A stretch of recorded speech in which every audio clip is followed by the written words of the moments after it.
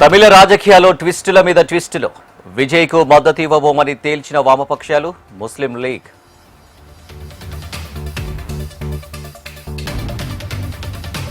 ప్రభుత్వ ఏర్పాటుకు అభ్యంతరం చెప్పిన గవర్నర్ రాజేంద్రన్ ఇవాళ విజయ్ ప్రమాణ స్వీకారం వాయిదా పడే ఛాన్స్.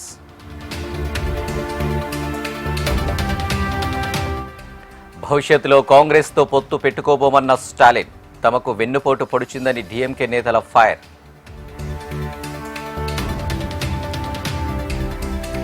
కేంద్ర మంత్రి ఖట్టర్తో సీఎం రేవంత్ భేటీ, హైదరాబాద్ మెట్రో రెండో దశకు అనుమతుల కోసం రిక్వెస్ట్. ధాన్యం కొనుగోలులో దేశంలోనే నెంబర్ 1 తెలంగాణ, బీఆర్ఎస్ గోబెల్స్ ప్రచారం చేస్తుందని మండిపడ్డ మంత్రి ఉత్తమ్.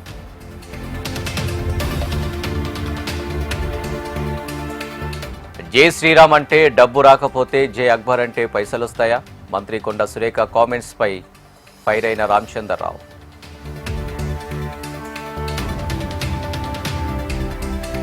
కాంగ్రెస్ చేసేది రైతు మేళ కాదు, దగా మేళ అన్న మాజీ మంత్రి. యనుమల రేవంత్ కాదు, ఎగవేతల రేవంత్ అంటూ విమర్శించిన కేటీఆర్.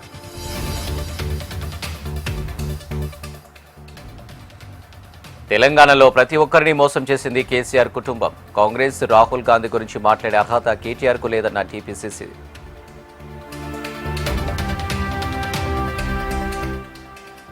ఏపీకి అనేక దేశాల నుంచి పెట్టుబడులు వస్తాయి, సమర్థవంతమైన నాయకత్వంలోనే అభివృద్ధి జరుగుతుందన్న లోకేష్.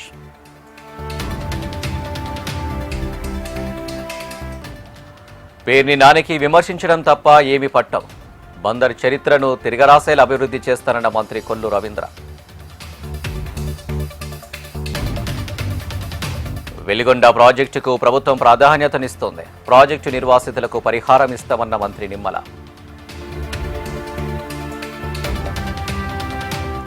ఏపీలో భారీ పెట్టుబడులకు ఎస్ఐపిబి ఆమోదం, 39,000 మందికి లభించనున్న ఉద్యోగాలు.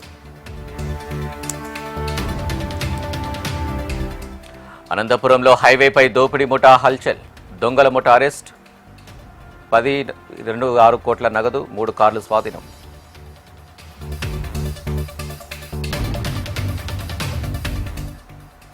హైదరాబాద్లో ఎక్సైజ్ ఎన్ఫోర్స్మెంట్ అధికారులు దాడులు, 3 కేజీలకు పైగా గంజాయి స్వాధీనం.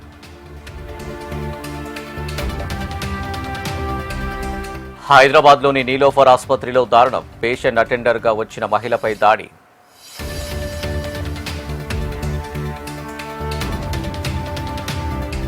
బోధన్ పోలీస్ స్టేషన్లో ఏసీబీ దాడులు, లంచం తీసుకుంటుండగా పట్టుబడ్డ ఎస్ఐని భాస్కరాచారి.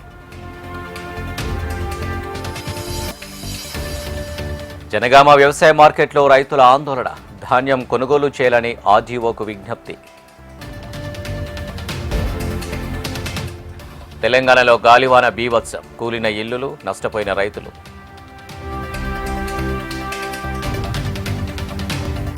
సూర్యాపేట జిల్లా గుంజలూరులో భారీ అగ్ని ప్రమాదం, షార్ట్ సర్క్యూట్తో కాలిపోయిన 40 మోటార్లు.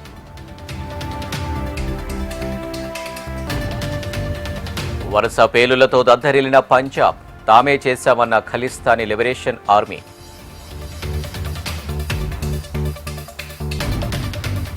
హర్మోజ్ను తెరవకపోతే మళ్లీ దాడులు చేస్తా, మునుపెన్నడు చూడని రీతిలో చర్యలు ఉంటాయన్న ట్రంప్.